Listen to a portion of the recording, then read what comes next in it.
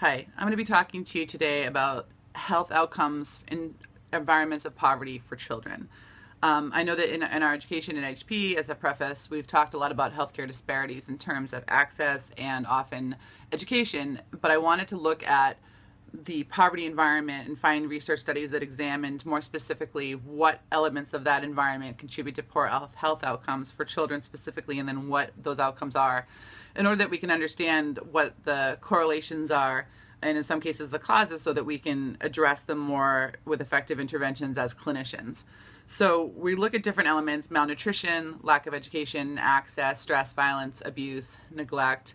Often there's like more transitions in the home, so like a home structure that's unstable all contribute to stress and whatnot. But the point being that we can't just look at the situation as one big glump of problems that is insurmountable, but rather that there are things that we can piece out that are fixable. So like any engineer knows, if you have a problem, break it down into doable chunks. So that was sort of my idea. So we did mostly qualitative studies was what I used in this paper.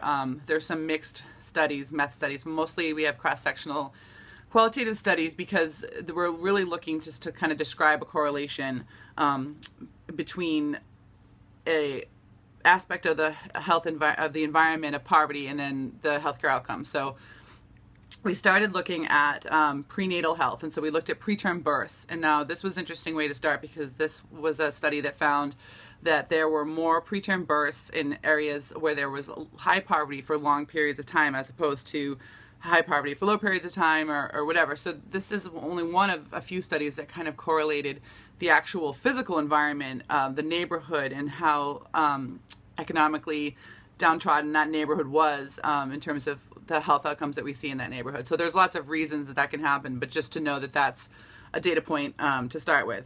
And then we went on to kind of look at more consistent correlations between BMI, depression, and cardiovascular disease, over the lifespan for children who are raised in poverty.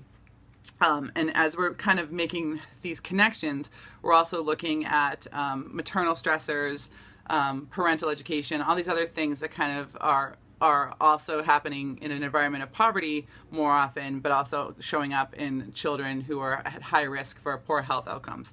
So as we went on, we also looked at the way that health practitioners kind of address these things. And so one of the things they studied was nurses' attitudes towards children of malnutrition in a hospital in Africa.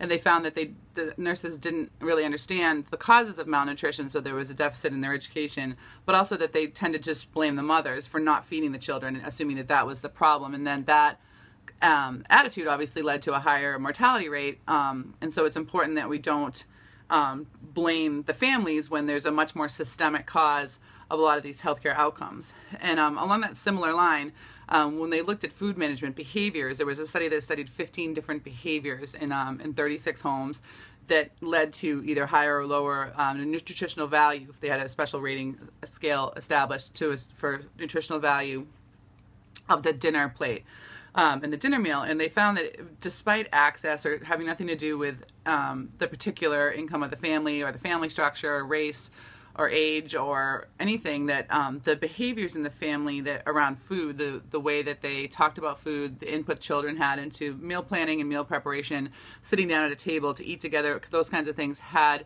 an impact on the overall health of the children in terms of BMI and whatnot. So that's something that as a clinician is a tool for us to be able to look at. And when we see a child who's at risk and living in an environment of poverty, that it's not up to us perhaps to decide or figure out how to solve these larger economic problems, which might be impossible, but we can kind of look at things that can be helpful in order to improve the outcomes for these children.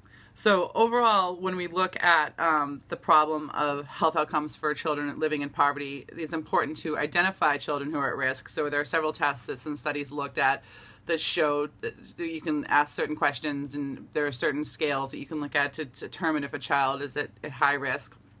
And then kind of look at identifying the child at high risk, and then look at how to see which elements of poverty are really affecting them, and then implement meaningful interventions for this population based on our enhanced understanding of how this environment affects outcomes for these children in this vulnerable population.